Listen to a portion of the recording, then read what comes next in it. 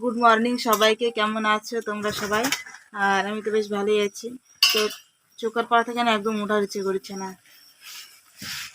রান্না হচ্ছে এদিকে, আর বুঝেছি তো অনেকক্ষণই, কিন্তু উঠে যাওয়ার ইচ্ছে করছে না, কোনো কাজও করার ইচ্ছে করছে না। আর এই যে রাঁধুনি বসে গেছে আমার নানি রান্না করতে, মশলা বাটতে। রুটিটা কি রুটি যে এটা কে জানে? সাদা রুটি, সাদা সাদা পিঠে। ঠান্ডা হয়ে জানি রুটিটা। আর এদিকে তরকারি হচ্ছে পুঁইয়ের বিচি, কালকে তুলে এনেছিলাম। ওটা পুঁইয়ের বিচি নয় তো, পুঁই শাকের চচ্চড়ি। তুই শাকের চচ্চড়ি, এটা পুঁইয়ের বিচি নয়। না, পুঁইয়ের বিচি, এই তো পুঁইয়ের ফুল, সবাই বোঝে পুঁইয়ের বিচি।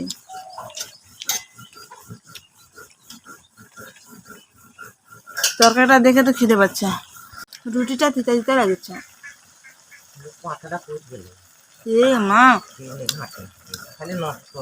খালি পচাটা রুটি করেছু?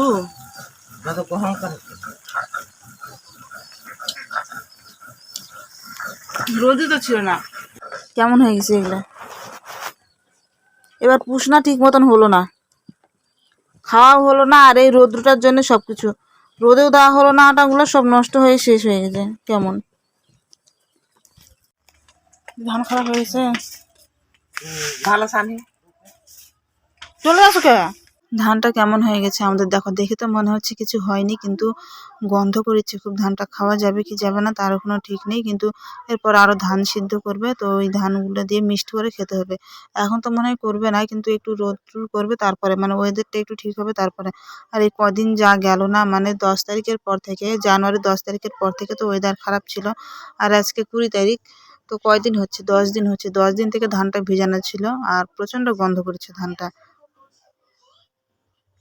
কোনটা বড় আর কোনটা ছোট? এটা ছোট না? হ্যাঁ, এটা ছোট, ওটা বড়। কোনটা? এটা বড় না।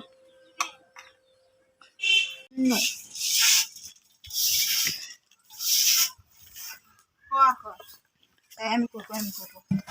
কথা কবার নাচিস না? এটা নয় রে, কথা কম না, নাচবো। নাচার ভিডিও তো করা লাগবে না। জানি তুই বড় বড় ভিডিও করবি। বাবারে, আমি করবো। খুব চিন্তার মধ্যে পড়ে গেছিলাম, ভেবেছিলাম যে ধানগুলো মনে হয় সব নষ্ট হয়ে গেল, এই ধানের চালের মনে হয় ভাত খেতে পারবো না আমরা, মানে কি হবে এবার, এতগুলো ধান সব কিছু নষ্ট হয়ে গেল। কিন্তু সিদ্ধ করার পর না একটু গন্ধ করছে না, মনে হচ্ছে ধানটা কিছু হবে না, নষ্ট হবে না মনে হয়। সিদ্ধ করার পর না যেরকম গন্ধ করছিল, একদম পচা পচা গন্ধ করছিল। 10 দিন থেকে ধান যদি চোবানো থাকে জলের মধ্যে, ধানটার গন্ধ কেমন হবে? তো আমি সেটাই ভেবেছিলাম, মনে হয় যে নষ্ট হয়ে গেছে, মনে হয় ধান সিদ্ধ করার পর মনে হয় খারাপ হয়ে যাবে আরও, না কি যে।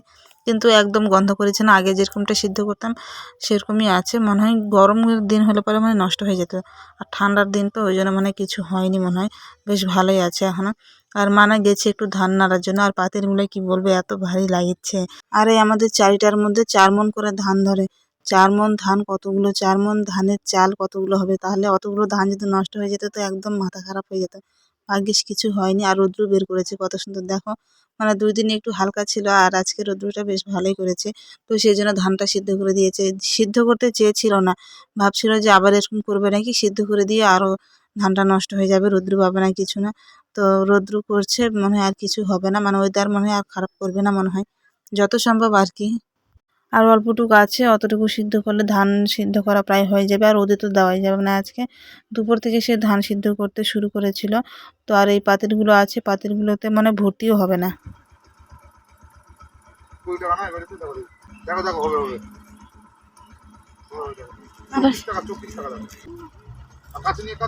নাচ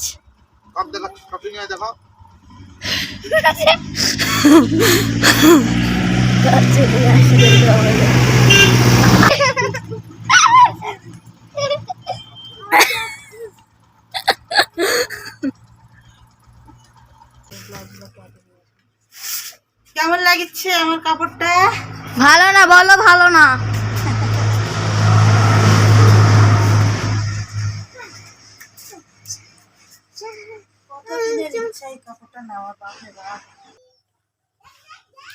কাপড়টা দেখে আর মন মানিচ্ছে না আমার, ভাবছি পরে নিই একটু। আর কি বলতো, কাপড়টা হচ্ছে অনেকদিন থেকে ভাবছিলাম নিবো, আর তো একজনকে দেখেই কাপড়টা নেওয়ার ইচ্ছে করলো। আর আমি ফ্লিপকার্টেও দেখেছিলাম যে এই কাপড়টা হচ্ছে পরে বেশ ভালোই লাগে। আর এই কাপড়টা না পুজোতে বিশেষ করে ভালো লাগবে কাপড়টা পরতে। তো ভালোই লেগেছে দেখে, না আর ভালো লেগেছে না, একটু পরে নিই। আর কখন পরবো না পরবো জানিও না। কাপড় শুধু না আমি নিয়ে নিয়ে রেখে দিই, কিন্তু পরা আর হয় না। তো আজকে ভাবছি কাপড়টা পরেই নেই। কাপড়টা হাতে নিয়ে ভেবেছিলাম মনে হয় যে খুব সুন্দর লাগবে, কিন্তু পরেও মনে হয় অতটাও ভালো লাগছে না। মানে আমি ঠিকভাবে পরতে পারছি না, না কাপড়টা পরে আমাকে ভালো লাগছে না সেটা জানি না, কিন্তু পরে আমি দেখছি সত্যিই ভালো লাগছে না কাপড়টা পরে। আর খুব তাড়াহুড়ো করে কাপড়টা পরেছি। আর কি বলবো, দেখে খুব নেওয়ার ইচ্ছে করছিল, ভেবেছিলাম খুব ভালো লাগবে হয়তো, কিন্তু আদৌ অতটাও ভালো লাগছে না মনে হয়, নাকি আমার মনে হচ্ছে যত সম্ভব। তবু পরলাম কাপড়টা। আর ইচ্ছে ছিল নেওয়ার, সেই জন্য নিয়ে ফেলেছি। এখন ভালো লাগলেও কী করব আর না লাগলেও কী করব। কাপড়টা পরে আমারও না মন খারাপ হয়ে গেছে, ভালো লাগছে না সেই জন্য। আর যেমন তেমন করে কাপড়টা পরে নিয়েছি আমি। আমার বোন যাচ্ছে চোখ বন্ধ করে, এখন দেখো মাঠের মধ্যে একবার খালি পড়লেই কাম। সোজা চলে যা, সোজাই সোজা করছি তোকে আমি, পরে যাচ্ছিস কেন নিচে? উপরে ওঠ এবার, ডানে ডানে ডানে ডানে ডানে, ডান দিকে কোনটা? তো হ্যাঁ যা এবার ডান দিকে। হ্যাঁ এবার সোজাই, দৌড়ে চল যা। ডান দিকে উঠে দৌড়ে চলে যাবে, তাহলে একবারে চলে যাবে ছাগলের ওখানে। সাপের মতন এঁকে বেঁকে যাচ্ছিস কেন? তা তো পড়বি, ভাগ।